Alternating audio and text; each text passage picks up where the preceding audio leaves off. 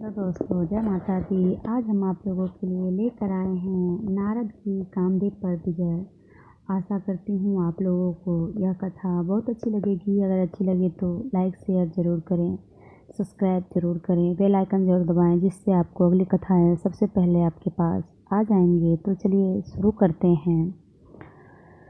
एक समय की बात है, नारद ने विषय वासनाओं पर विजय प्राप्त करने के लिए ब्रह्म की कठोर साधना की। वे हिमालय पर्वत के एक निर्जन स्थान में जाकर समाधिस्थ हो गए और परब्रह्मा की आराधना करने लगे। उनके इस प्रकार कठोर साथ न करते देख देवराज इंद्र भयभीत हो गए।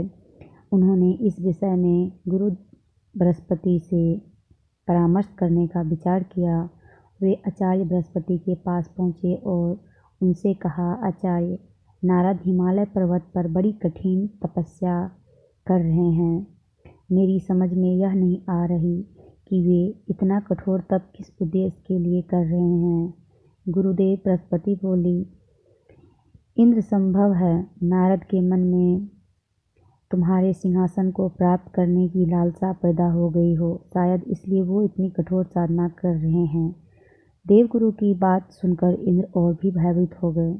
उन्होंने आचार्य बृहस्पति से पुनः पूछा, आचार्य, यदि ऐसा हुआ तो मेरे लिए यह बहुत दुखदायी बात होगी। मुझे परामर्श दीजिए कि ऐसी हालत में मैं क्या करूं। आचार्य बृहस्पति बोले, इंद्र, तुम तो देवों के राजा हो, सर्वशक्ति संपन्न हो, सामर्थ्यवान हो। मैं तुम्हें इस विषय में क्या परामर्श दे सकता हूँ। तुम स्वयं ही कोई उपाय सोचो। आप ठीक कहते हैं आचार्य जी, मुझे कोई न कोई उपाय सोचना पड़ेगा। कहते हुए इंद्र वहाँ से चले गए।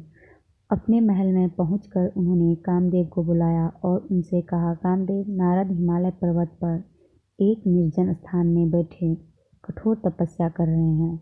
मैं चाहता हूँ कि तुम उनके पास जाओ और अपनी मायावी शक्ति द्वारा जैसे भी हो उनकी तपस्या भंग कर दो। जैसी आपकी आज्ञा, कामदेव ने कहा और तत्काल उस स्थान को चल पड़ा जहाँ नारद तपस्या कर रहे थे। वहाँ पहुंचकर कामदेव ने अपनी मायावी शक्ति का जाल बिछाया। उसके संकेत मात्र से उस व्यावान क्षेत्र में बाहर आ गई। भांति भांति के फूल खिल उठे। चारों ओर हरी टिमा फैल गई। शीतल मंद सुगंधित वायु बहने लगी। कलियों पर भंवरे गुंजन करने लगे तथा भांति भांति के रंग बिरंगे पक्षी कलरव करने लगे। कुछ ही क्षण में स्वर्गलोक की एक अप्सरा प्रकट हुई और नारद के सामने मनोहारी नृत्य करने लगी। उसके घुंघरुओं की मधुर ध्वनि वातावरण में गूंजने लगी। लेकिन कामदेव को यह प्रयास व्यर्थ ही साबित हुआ। अप्सरा नृत्य करते करते थक गई, किंतु नारद का ध्यान नहीं टूटा। थक हार कर अप्सरा वापस लौट गई। तब पूरा होते ही नारद ने आंखें खोली। कामदेव ने सोचा, यदि नारद को यह बात बाद में पता लगा गया कि मैंने उनकी तपस्या में विघ्न डालने की चेष्टा की है तो वह मुझे श्राप दे देंगे। उचित यही है कि मैं स्वयं ही उन्हें सच्ची बात बता दूं। यही सोचकर उन्होंने नारद के समक्ष पहुंचकर उन्हें साष्टांग प्रणाम किया। नारद ने उन्हें आशीर्वाद देकर कहा, आओ कामदेव।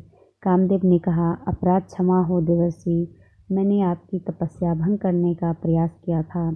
नारद ने पूछा, पर क्यों, किसके आदेश से तुमने ऐसा किया। कामदेव बोले, देवर्षि, मुझ अंकचिन में इतनी हिम्मत नहीं जो स्वयं ही आपके तप से डिगाने का कार्य करता। मुझे ऐसा करने को कहा गया था। नारद बोले, किसने ऐसा करने को कहा था। कामदेव ने कहा, इंद्र ने, उन्होंने ही मुझे यहाँ भेजा था। कामदेव ने सच्ची बात बता दी। कामदेव की बात सुनकर नारद ने मुस्कुराकर कहा, मैंने तुम्हें क्षमा किया कामदेव। अब तुम जाओ और देवराज को बता देना कि नारद ने इच्छाओं को वश में कर लिया है। अब मैं संसार के किसी भी भौतिक आकर्षण में नहीं फंस सकता। जान बची तो लाखों पाए, कामदेव ने सोचा और जल्दी से वहाँ से चला गया। ध्यान से सुनने के लिए धन्यवाद। जय माता दी।